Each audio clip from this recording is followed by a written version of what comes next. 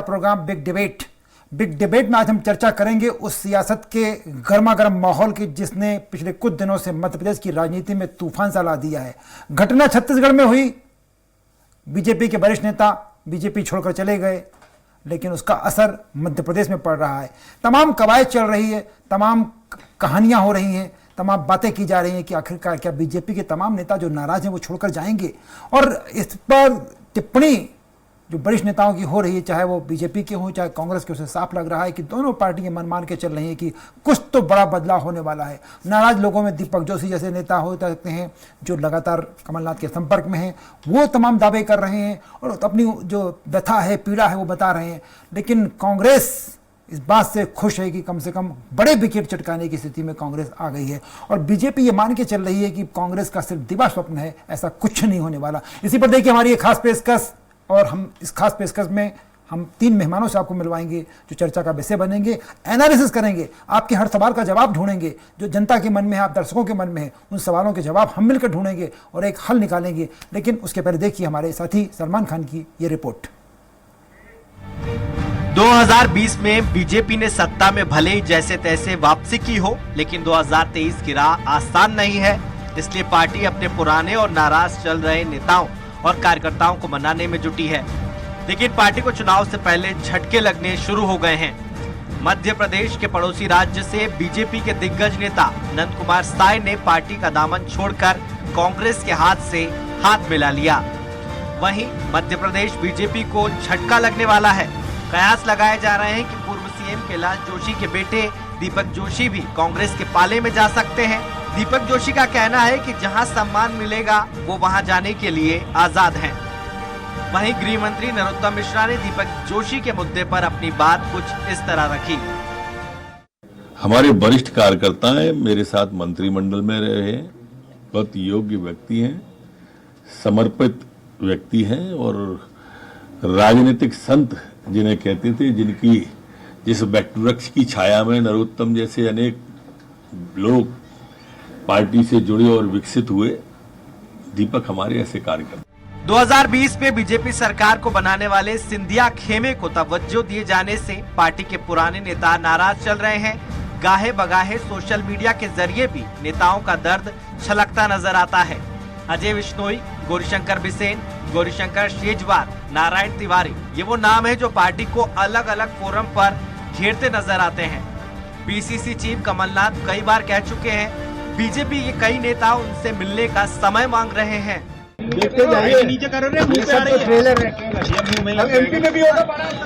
BJP में सिंधिया खेमे की बढ़ती पूछ परख से कई नेताओं को लग रहा है कि उनकी टिकट की दावेदारी पर संकट के बादल छाए हुए हैं, लिहाजा वो अपने लिए दूसरी पार्टी में जगह तलाश रहे हैं।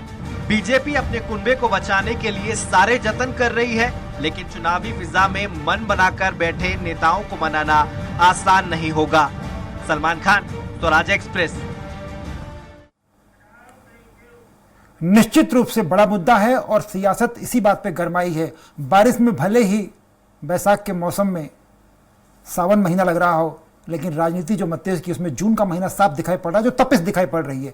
और ऐसे में नंद कुमार साय जो कांग्रेस में चले गए, बीजेपी के नेता, बड़े नेता, छत्तीसगढ़ के बीजेपी के संस्थापकों में शुमार, बीजेपी के उन लोगों में शुमार जिन्होंने जनसंघ के जमाने से पाला पोसा, उनके जाने से बाद माहौल गरमाया है। और इसलिए मध्य प्रदेश में तमाम वो नेता जो जिस समय बड़े हाशिए पर थे या जिनको दुख दर्द जिनका पार्टी नहीं सुन रही, उनको लेकर तमाम कयास लगाए जा रहे हैं। इन सारे मुद्दों पे हम चर्चा करेंगे। हमारे साथ 3 खास मेहमान होंगे। आज ब्रजगोपाल लोया जी जो बीजेपी के प्रवक्ता हैं, ब्रजगोपाल लोया जी उन नेताओं में शुमार हैं जो बड़ी संजीदगी के साथ अपनी बात करते हैं, और साथ में सिद्धार्थ राजावत, वो नेता जहां इस बार कांग्रेस बड़ी मजबूती उस इलाके से आते हैं जिस इलाके में कांग्रेस बड़ी दमदारी के साथ कदम रखने जा रही है और बड़ा दावा किया जा रहा है। तो और सिद्धार्थ रावत जी हैं। ब्रजगोपाल जी आपका स्वागत। और एनालिसिस के लिए हमारे साथ राजनीतिक विश्लेषक के रूप में एडिटर स्वराज एक्सप्रेस के सुशील शर्मा जी, तीनों मेहमानों को बहुत बहुत स्वागत है।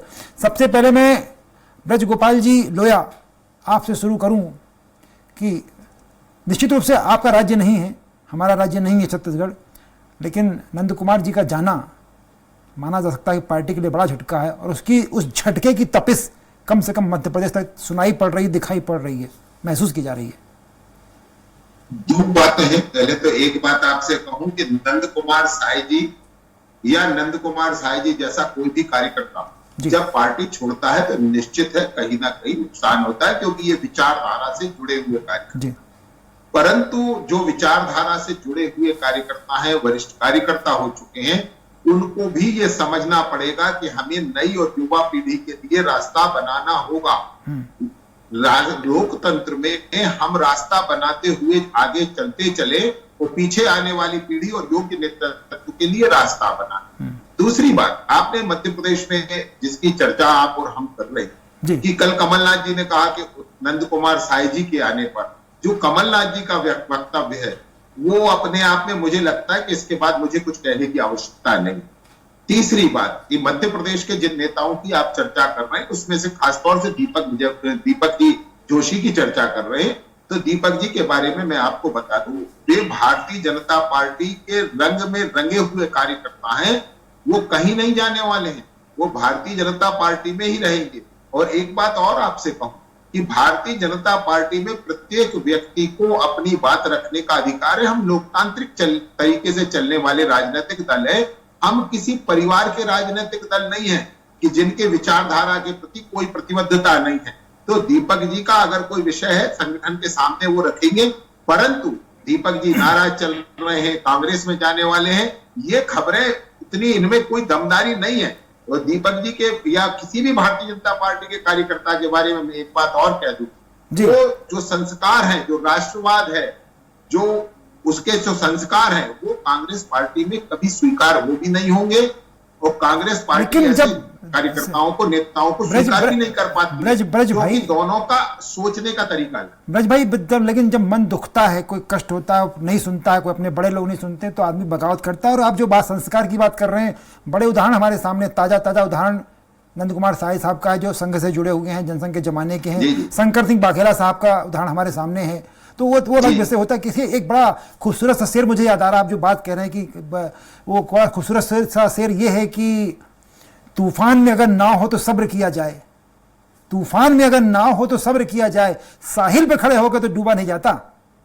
तो आप साहिल पे खड़े होकर, मैं आपने बड़ा अच्छा नाम याद दिलाया शंकर सिंह वाघेला जी का, कि उन्होंने जहां जमीन तलाशने की कोशिश की और अंत में नतीजा क्या हुआ और बाद में नतीजा क्या आया, शंकर सिंह जी वाघेला के चिरंजीव ने वापस भारतीय जनता पार्टी ज्वाइन की। देखिए, यही हम आपसे कहना चाह रहे हैं कि कांग्रेस पार्टी जिस आग्रह के साथ कार्यकर्ताओं को लाना चाहती है, बाद में उनसे दुराभाव करती है, तो कांग्रेस पार्टी में यह क्षमता नहीं है। और जहां तक मध्य प्रदेश कांग्रेस कमेटी की मैं बात कर रहा हूं, माननीय कमलनाथ जी की, जो स्वयं की सरकार और संगठन को नहीं बचा सके, जिनके खुद के विधायक साथ छोड़कर चले गए, क्योंकि कमलनाथ जी जब मुख्यमंत्री थे तब ये कहते थे चलो चलो चलो, तो लोग चले गए। तो जो लोग खुद के लोगों को नहीं संभाल पाए, वो दूसरे लोगों को क्या संभालेंगे? कमलनाथ जी पर सिद्धार्थ राजावत जी बड़ी दमदारी के साथ अपना पक्ष रखते हैं। सिद्धार्थ जी, वो कह रहे हैं कि आपके नेता जब अपने लोग नहीं संभाल पाते हैं, आपके लोग अपने नहीं संभालते, तमाम चले जाते हैं कि करके, तो बाहर से आए लोगों को क्या संभालेंगे आप? देखिए त्रिपाठी जी, बड़ा हास्यप्रद ये जवाब दिया है लोया जी ने। आप देखिए, ये वही भारतीय जनता पार्टी है जो एक समय बोलती थी कि वल्लभ भवन में दलाली का अड्डा बना हुआ है, शायद आपको याद होगा जी। और ये वही 5 मंत्री हैं जो भारतीय जनता पार्टी में जाके उनको पदोन्नत करके पुनः अच्छे विभाग दिए गए, जो आज भी वहां पे बलाईदार विभागों में है। और जो कमलनाथ जी की बात कर रहे हैं, तो माननीय कमलनाथ जी ने स्पष्ट कर दिया था कि अगर आपकी आवाज थोड़ा सा डिस्कनेक्ट हो रही है। मैं तब तक सुशील जी के पास आता हूं। सुशील जी, बड़ा इंपॉर्टेंट बात वो कह रहे थे, ब्रजगोपाल लोया जी कह रहे थे, और सिद्धार्थ जी की बात आपने सुनी। बड़ा मुद्दा ये है कि क्या दीपक जोशी या बाकी नेता जिनकी हम चर्चा कर सकते हैं, चाहे दीपक जोशी हो, चाहे अनूप मिश्रा जी हो, या इस तरह के तमाम लोग जो बड़े नाम हुआ करते थे, आज वो खुद हाशिए पर है। क्या कांग्रेस इनको अगर लेती है तो कांग्रेस को कोई फायदा पहुंचा पाएंगे? देखिए, नफा नुकसान तो मुझे लगता है बहुत जल्दबाजी होगी, लेकिन ये बात जरूर है कि इस बार दल बदल बहुत ज़्यादा व्यापक स्तर पे होने की संभावना है। लेकिन उससे पहले मैं लोकेश लोया जी, जो कि भाजपा ब्रजगोपाल लोया जी जो बात कह रहे हैं, इससे एक बात बहुत स्पष्ट झलकती है कि भाजपा के स्वर बदले हुए हैं। आपको ध्यान होगा 2018 के विधानसभा चुनाव और 2019 के लोकसभा चुनाव के पहले जब भाजपा के लोग छोड़ के जा रहे थे, तब इन लोगों के स्वर ये थे कि पार्टी ने इनको इतना दिया है, हर बार क्या देते रहेंगे, क्या पार्टी इनके लिए बपोती होगी, वो स्वर अब नंद कुमार साय के जाने के बाद बदले हुए हैं। तो ये कहीं ना कहीं भाजपा में जो एक डर जो है वो डर स्पष्ट दिखाई दे रहा है। दूसरी महत्वपूर्ण बात देखिए, दल बदल के 3 वजह होंगी। अगर आप देखें पूरे सिनेरियो में अभी 2023 के रण की जो तैयारी चल रही है, 3 कैटेगरी के लोग हैं जो दल बदल की संभावना में आ रहे हैं। पहला तो वो है जो सिंधिया के आने के कारण अपने आप को उपेक्षित महसूस कर रहे हैं, जिनको लग रहा है कि उनका राजनीतिक कैरियर शायद जो है बिल्कुल उतार पर है। उसमें दीपक जोशी मध्य प्रदेश से बड़ा नाम है, और ऐसे बहुत सारे लोग हैं, क्योंकि लगभग 22 लोग उस समय कांग्रेस छोड़कर बीजेपी में आए थे। दूसरा वे हैं जो हार चुके हैं और उनके टिकट दोबारा मिलने की संभावना नहीं, वो भी अपना ठिया तराश रहे हैं। और तीसरा वो है जो ये कहा जा रहा है कि भाजपा में गुजरात मॉडल पर जो है काम किया जाएगा, तो जो विधायक हैं उनके भी टिकट कट रहे हैं, तो वो भी कहीं ना कहीं अपनी तलाश कर रहे हैं। तो ये 3 कैटेगरी के लोग हैं और इन पर कांग्रेस की पूरी नजर है। पर सुशील जी आप अगर पूरा जैसे आप बात कर रहे हैं, तो दोनों मेहमान मेरे साथ जुड़े हुए हैं, एनालिसिस आप करिए, तो इसके पहले भी आप तमाम दिग्गज घर बिठा दिए गए, कोई फर्क नहीं पड़ा पार्टी की सेहत पर। आप देखिए ना, हिम्मत कोठारी घर बैठ गए, कैलाश चावला जी घर बैठ गए, आप देखिए चंद्रभान सिंह चौधरी घर बैठ गए, तमाम दिग्गज लोग। और जो दिग्गज छोड़ के गए भी, चाहे वो सरदार सिंह जी हों, चाहे रामकृष्ण कुशमारिया जी हों, बहुत ज़्यादा प्रभाव नहीं पड़ पाया बीजेपी की सेहत पर। मैं वही तो बोल रहा हूं अजय जी, 2018 में बीजेपी के सुर अलग थे। किसी भी नेता के जाने पे कभी जिस तरीके के बात अभी लोया जी कह रहे थे, ऐसे इसके पहले किसी नेता ने नहीं किया। हमेशा यही कहा गया कि पार्टी ने इनको बहुत दिया, इतनी बार से विधायक है, अगर इस बार टिकट नहीं मिलेगा तो, और अगर ये टिकट की मांग करते हैं तो गलत है, ये पार्टी छोड़ के जा सकते, ये बातें कही जाती थी। लेकिन अभी जो लोया जी बोल रहे हैं, ये स्वर नंद कुमार साय को लेकर देखिए ना, कितनी पॉजिटिव बात की जा रही है कि ऐसा बहुत दुखद है, नहीं जाना। ये बात कहीं ना कहीं भाजपा में वो डर जो 2018 के पहले जो डर नहीं था, वो ये डर 2023 के चुनाव के पहले नजर आ रहा है। इसीलिए जो है सबको रोकने की कोशिश की जा रही है। बात कर लेते हैं लोया जी, लग रहा है कि जो सिंधिया के आने की जो बात सिद्धार्थ जी बार बार कह रहे थे कि आपके अंदर भी दहशत कहीं ना कहीं आपके कार्यकर्ताओं में है कि भाई सिंधिया का, पहले आप जो पार्टी छोड़ रहे थे लोग, आपको नाराजगी थी, पार्टी के अंदर की नाराजगी, परिवार की नाराजगी, तमाम बातें थी। लेकिन इस बार जो सिस्टम बन रहा है आपके यहाँ मध्य प्रदेश में, कम से कम बात करें, जो नाराजगी है वो इस कारण नहीं है कि पार्टी में कोई बात सुनी नहीं जा रही, नाराजगी है कि विकल्प खत्म हो रहा है। चाहे वो जयंत मलैया जी का मामला हो, चाहे आपका दीपक जोशी जी का मामला हो, या आप देखिए जहां जहां आपने इस तरह का प्रयोग किए, वहां स्थिति हुई आपकी पार्टी के लोगों के पास अब कोई विकल्प नहीं बचा, नया ठिया तलाश रहे हैं। शायद इसलिए आपके मन में दहशत है। नहीं, मैं आपसे फिर कह रहा हूं, कई चीजें बहुत काल्पनिक होती। ये आज एक बहुत कल्पना की बात है कि बहुत सारे नेता भारतीय जनता पार्टी छोड़ देंगे। ये मैं नहीं मानता हूं कि इसमें कोई भी सत्य है, और वो इस आधार पर नहीं मानता हूं कि भारतीय जनता पार्टी में ज्यादातर कार्यकर्ता इस नाते तो वो कभी शामिल भी नहीं हुए थे भारतीय जनता पार्टी में, वो विधायक बनेंगे, सांसद बनेंगे, मंत्री बनेंगे। वो तो इस विचार के साथ शामिल हुए थे भारतीय जनता पार्टी की राजनीति में कि तेरा वैभव अमर रहे, हम चार रहे ना रहे। ऐसा कोई कार्यकर्ता ना तो भारतीय जनता पार्टी से जाने वाला है, ना वो भारतीय जनता पार्टी से नाराज है। और एक बात मैं बड़ी स्पष्ट कर दूं कि जो पेड़ होता है उससे एक पत्ता भी गिरता है तो निश्चित कहीं ना कहीं पेड़ की क्षति होती है, परंतु कभी पत्ता यह समझे कि वो पेड़ है तो ये भी बड़ा दुर्भाग्यपूर्ण है। मैं आपसे फिर कह रहा हूं कि चूंकि भारतीय जनता पार्टी एक विचारधारा आधारित राजनीतिक दल है, इसलिए जो लोग छोड़कर गए वो प्रभाव शून्य हुए, और प्रभाव शून्य इसलिए हुए कि आप एक विचारधारा के पक्ष में खड़े थे, किसी व्यक्ति के पक्ष में नहीं खड़े थे। और भारतीय जनता पार्टी में एक बिल्कुल सीधा सा मानना है कि हमारे लिए विचारधारा प्रथम है, विचारधारा के साथ जुड़े रहना प्रथम है, जीत हार की संभावना दूसरी नंबर पर आती है। और कांग्रेस पार्टी केवल सत्ता चाहती है, विचारधारा उनके पास है नहीं। परिवारवाद में और विचारधारा आधारित दल में यही एक भिन्नता होती है। सिद्धार्थ, चलिए मैं सिद्धार्थ जी आप बीच में ऑडियो जा रहा था, आपका बात नहीं हो पाई थी पूरी। बड़ा सुंदर सा सवाल है आपके सामने, बड़ा जो लोया जी ने मामला उठाया है कि आप वैचारिकता से जुड़े लोगों को लाते हैं, वो वैचारिकता छोड़कर नहीं आ पाते हैं, पार्टी छोड़ के भले आ जाएं, और इसीलिए आपके पास आने के वाले जितने नेता बड़े बड़े नाम आते हैं उनका कोई लाभ आपको नहीं मिलता।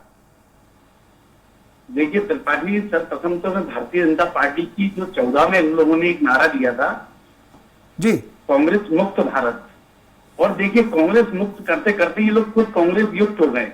आज आप देखिए मध्य प्रदेश में क्या हालत है कि नाराज भाजपा, महाराज भाजपा, शिवराज भाजपा और बीजेपी भाजपा, ये एक ही भाजपा के अंदर 4-4 प्रकार की भाजपा है। किस प्रकार से चंबल क्षेत्र में आपने देखा होगा किस प्रकार से कार्यकर्ता आरएसएस के और भाजपा के घर बैठ रहे हैं। और उसका सबसे बड़ा कारण है, आपने देखा होगा कि उसको हमको 57 साल बाद हम कांग्रेस जीते, 18 साल बाद हम मुरैना जीते और 28 साल बाद हम जबलपुर जीते। हम शून्य से थे, शून्य से 5 पर आए। तो ये कहीं ना कहीं एक हताशा थी भारतीय जनता पार्टी के कार्यकर्ताओं की, जो अपने आप को मतलब कैडर बेस्ड पार्टी बोलती थी। आज उनका कार्यकर्ता धीरे धीरे जमीनी कार्यकर्ता सरकता जा रहा है। और अभी मेरे काबिल मित्र मेरा जी बोल रहे थे कि कांग्रेस के अंदर तवज्जो नहीं दी जाती है, जो आता है। मैं पूछना चाहता हूं कि भारतीय जनता पार्टी में तवज्जो दी जाती है? आप देखिए किस प्रकार से बालेंद्र शुक्ला जी को भारतीय जनता पार्टी ने लिया और उसको इस्तेमाल करके किस प्रकार से दूध में मक्खी की तरह निकाल के फेंक दिया, किस प्रकार से कुलसिंह भरैया जी का इस्तेमाल किया। मेरे फेरिस्त है, मेरे लिस्ट है कई लोगों की, नहीं पर ये लोग इस्तेमाल करते हैं और बाद में घर बैठा देते हैं। और शुरुआत तो हाथों हाथ लेने से हुई वैसा। पर सिद्धार्थ भाई, उनकी शुरुआत तो जाए, आप जिनकी बात कर रहे हैं उनको भी हाथों हाथ बीजेपी ने लिया, चौधरी राकेश सिंह को हाथों हाथ लिया बीजेपी ने। आप नाम गिनाते जाइए, बीजेपी ने बड़ा हाथों हाथ लिया, उनको पद दिया, पद भी दी, सब कुछ तो दिया। नहीं, देखिए, पद देना और पद का सुनिए अधिकार देना, दोनों में बहुत अंतर है। आपने पद तो दे दिया, मतलब विदाउट पोर्टफोलियो का पद था, उसमें उनके पास कोई राइट नहीं थे, कोई काम नहीं कर सकते थे, उनको मंच पर बैठाला नहीं जाता था, उनकी हर जगह पे तोहिन की जाती थी। उसी कारण, वही कारण था कि चौधरी राकेश सिंह जी ने छोड़ा, बालेंद्र शुक्ला जी ने छोड़ा, कुलसिंह भरैया ने छोड़ा। ऐसे कई नाम है मेरे पास जिन्होंने भाजपा को छोड़ा। और अभी क्या है, अभी आप देखिए, अभी 23 के चुनाव में भी बहुत टाइम, 6 महीने में बाढ़ आएगी, बाढ़। भारतीय जनता पार्टी, अभी दैनिक भास्कर में परसों के प्रथम पृष्ठ पे छपा है कि भाजपा के अंदर खलबली, उनके सर्वे में आएगी सिर्फ 100 सीटें आने वाली हैं। तो ये एक बहुत बड़ा कारण है। जो सर्जरी कर रहे हैं गुजरात मॉडल पे, उसमें आप देखिए उनकी जो कार्यकर्ताओं को ब्रजगोपाल जी दीमक रूपी कांग्रेस तो चाह रही थी, वह जाके भारतीय जनता पार्टी में दीमक रूपी कार्यकर्ता। ब्रजगोपाल जी आप भले कह रहे हो कि हम तो बिल्कुल कुछ नहीं होने वाला, लेकिन वो सिद्धार्थ जी तो कह रहे हैं कि बाढ़ आने वाली है आपके यहाँ से, बिल्कुल जो उनको मैसेज उनके पास है। मैंने आपसे क्या कहा, बिल्ली हमेशा ये इंतजार करती है कि छींका टूटेगा, परंतु वो छींका टूटता नहीं है और वो बिल्ली भूखी रह जाती है। मैं आपको कह रहा हूं, सत्ता के लिए आप बिल्ली की तरह देखना, ये जो कांग्रेस पार्टी का चरित्र है, यही तो बड़ा दुर्भाग्य है इस देश का। सिद्धार्थ राजावत जी को 5 नगर निगम तो याद आ गए और ये भूल गए कि हम वो राजनीतिक दल है, जब हमने पहला चुनाव लड़ा था तो हमारी 2 सीट आई थी और कांग्रेस की 414 आई थी। और आज जब सिद्धार्थ जी और मैं बात कर रहे हैं, तब भारतीय जनता पार्टी की 2 से बढ़कर 303 हो गई और कांग्रेस पार्टी 414 से 44 पर आ गई। ये बड़ा दुर्भाग्य है कि आप किस चीज में खुश हैं, कहीं भी आप अपनी खुशी ढूंढ सकते हैं, परंतु पिछले चुनाव 2003 से आज तक के, मैं पूरी जिम्मेवारी से कह रहा हूं कि मध्य प्रदेश की जनता में कभी भी कांग्रेस पार्टी को भारतीय जनता पार्टी से अधिक वोट नहीं मिले। 2003 से आज तक आप सारे निकाय हार गए, आप पंचायत हार गए, जिला पंचायत हार गए, आप कहीं नहीं जीते। 28 उपचुनाव 2020 में हुए, 4 उपचुनाव 2021 में हुए, आप कहीं नहीं जीते, लोग आपको छोड़कर जाते जा रहे हैं और आप उसमें प्रसन्न हैं। सत्ता बचा पाए हैं। उसके बावजूद कांग्रेस पार्टी भाजपा से नेक टू नेक फाइट की हमारे कार्यकर्ताओं ने। 7,800 बिल्कुल सिद्धार्थ जी, और आपने बिल्कुल हम आपसे कह रहे हैं, आप नेक टू नेक फाइट में आज किसके भरोसे हैं? भारतीय जनता पार्टी के कार्यकर्ताओं के भरोसे, जो आप अभी कह रहे हैं। कमलनाथ जी तो खुद स्वीकार करते हैं कि हमारा दोनों मेहमानों को हमारा कार्यकर्ता मुकाबले में खड़ा नहीं हो सकता, ये कमलनाथ मेरे नहीं है। ब्रजगोपाल जी एक मिनट में सुशील शर्मा के पास आना चाहता। सुशील जी, दोनों बातें, मेरे मन में एक सवाल आ रहा था, उसका जवाब आपसे चाहता हूं मैं कि देखिए, कांग्रेस हो या बीजेपी से छोड़कर जब वो लोग व्यक्ति गए कांग्रेस में, और कांग्रेस में गए, चाहे बड़े नेता जितने हो, चाहे आप सरताज सिंह जी, वो चुनाव हार गए, पार्टी छोड़ी, दूसरी पार्टी ज्वाइन की, रामकृष्ण कुसमारिया कोई बहुत बड़ा परफॉर्मेंस नहीं दिखा पाए, ये बड़े नेता चुनाव हार गए। लेकिन जो लोग बागी होकर चुनाव लड़े, चाहे राणा उसको शेर सिंह, क्या है निर्दलीय प्रत्याशी अपने बुरहानपुर वाले, उनको देखिए वो जीत गए, आपका प्रदीप जायसवाल जीत के आए। तो ये जो बगावत करके बागी होकर लड़ते हैं वो जीत जाते हैं, जो पार्टी बदल के जाते हैं, तो क्या जनता की नाराजगी इसमें रहती है या क्या, इसका क्या कारण हो सकता है? ये स्वाभाविक रूप से देखिए, कोई भी राजनीतिक दल से जब कोई नेता छोड़ता है तो वो जनता की उम्मीदों को जो है कहीं ना कहीं उम्मीद से कम होती है। बहुत सीधी सी बात है, जनता जो है विचारधारा के आधार पर जो है राजनीतिक दल को वोट करती है और उस विचारधारा से जुड़े हुए व्यक्ति या नेता को वोट करती है। यदि वो व्यक्ति या नेता विचारधारा को छोड़कर दल बदल करता है तो उसका कहीं ना कहीं खामियाजा उसको भुगतना पड़ता है। और ये इससे सबसे बड़ा हमारे सामने उदाहरण सरताज सिंह का खुद का है। कितने बड़े लीडर है जिन्होंने अर्जुन सिंह सहित कई दिग्गजों को हराया, अपनी सीट बदल के दूसरी सीट पर भाजपा से जीते, लेकिन जब कांग्रेस में आए तो वो चुनाव हार गए। तो ये कहीं ना कहीं ये जनता का, आपको दोनों ही दलों को इस बात को समझना होगा कि यदि वो बागी होकर लड़ते हैं तो उनके चुनाव जीतने की संभावनाएं ज्यादा बढ़ जाती हैं, लेकिन यदि आप दल बदल के करते हैं तो स्थितियां बदल जाती हैं। आप इसी में देख लीजिए, अगर 2020 के आप चुनाव को अगर उपचुनाव के आधार बनाएंगे तो ग्वालियर चंबल के 16 सीटों पे उपचुनाव हुआ था, उनमें से सिर्फ 9 पर जो है जीत पाए और 7 सीटों पर प्रत्याशी हार गए। तो ये कहीं ना कहीं ये दर्शाता है कि दल बदल को लेकर जनता का भी थोड़ा सा रुख जो है अब बदलने लगा है। तो इस बात को चाहे कोई भी राजनेता इस बात का आकलन करने के बाद ही उसको अगला कदम उठाना चाहिए, अन्यथा उसके कैरियर को बहुत ज्यादा फिर उम्मीदें नहीं। आप देखिए जो 7 लोग हारे हैं जो सिंधिया के साथ दल बदल किए थे, क्या उनको टिकट मिलने की संभावना है? बहुत सारी चीजें फिर बदल जाती हैं। तो ये बेहतर ही होगा कम से कम जिस दल में आप हैं उस दल में ही अपनी पैठ बनाए रखने के लिए कुछ ना कुछ करते रहें। मैं ब्रिजगोपाल जी, बड़ा सिंपल सा सवाल मेरा है कि क्या बीजेपी इस बात को मान के चलती है कि जो नाराज हैं, देखिए नाराजगी बिल्कुल साफ दिखाई पड़ती है, दीपक जोशी की नाराजगी हो, अजय बिश्नोई जी की नाराजगी हो, नारायण त्रिपाठी जी की नाराजगी हो, अनूप मिश्रा जी की नाराजगी हो, साफ दिखाई पड़ती है। तो क्या आप बिल्कुल हर बार की तरह ढील देंगे? ठीक है, जो जाना जाने, या तो उनको समझाने की, मनाने की पार्टी कोशिश करेगी? अगर कोई नाराज ना हो तो वो अच्छा परिवार नहीं कहलाता जी। अपना मत रखना, अपनी बात रखना और असहमति और सहमति के बीच में साथ रहना, यही परिवार की परंपरा है। मैं आपसे फिर कह रहा हूं, यदि एक तरह का फतवा चलने लगे तो परिवारवाद में और विचारवाद में फर्क क्या रहेगा? हाँ, मैं स्वीकार करता हूं कि कार्यकर्ता होते हैं और कार्यकर्ताओं के हमारे पास इतनी बड़ी संख्या है, leaders of Galaxy of leaders है। राजावत जी कह रहे थे कि हमारे पास तो बहुत सारे नेता हैं। तो ये मतभेद हो सकते हैं, मगर कोई भी मतभेद संगठन के स्तर पर जाकर समाप्त हो जाता है, क्योंकि वहां विचारधारा बीच में आती है। मैं आपसे फिर कहता हूं, हमारे यहाँ कांग्रेस की तरह नहीं है कि लोग केवल इस आसरे हैं कि वो विधायक बनेंगे, सरकार में आएंगे, मंत्री बनेंगे और फिर कांग्रेस का जो एक और अंतिम लक्ष्य है इस देश और प्रदेश को लूटेंगे। वो भारतीय जनता पार्टी का ना तो सोच है, ना उसके कार्यकर्ता की सोच है। उसकी सोच ही अंत्योदय है कि वो किस तरह सत्ता में शामिल होकर अंत्योदय कर सकता है, और इसलिए कार्यकर्ता अपने अपने स्तर पर सोचता है कि वो दूसरे कार्यकर्ता से बेहतर काम कर सकता है। परंतु अंतिम निर्णय जो भारतीय जनता पार्टी की विचारधारा के आधार पर संगठन करता है, उस निर्णय का पालन हर कार्यकर्ता करता है। सिद्धार्थ जी, वो तो आपकी नियत पे सवाल उठा रहे हैं कि आपको कोई मतलब नहीं कार्यकर्ता से, पार्टी से, नेता से, आपको तो कैसे भी सरकार बन जाए। देखिए 24/7 की बात करते हैं, 24 घंटे ये चुनाव मोड में रहते हैं जी। और कितने लालायित थे कि आपने देखा था कि 19 में कैसे लोकतंत्र की हत्या करके पीठ में छुरा भोंक के 28 लोगों को 35-35 करोड़ 40-40 करोड़ों के देके उन्होंने अपनी सरकार पुनः बनाई। तो आप ये बात जनता भी जानती है। भाई समय खत्म हो रहा, बस आखिरी टिप्पणी में सुशील जी करूंगा प्लीज।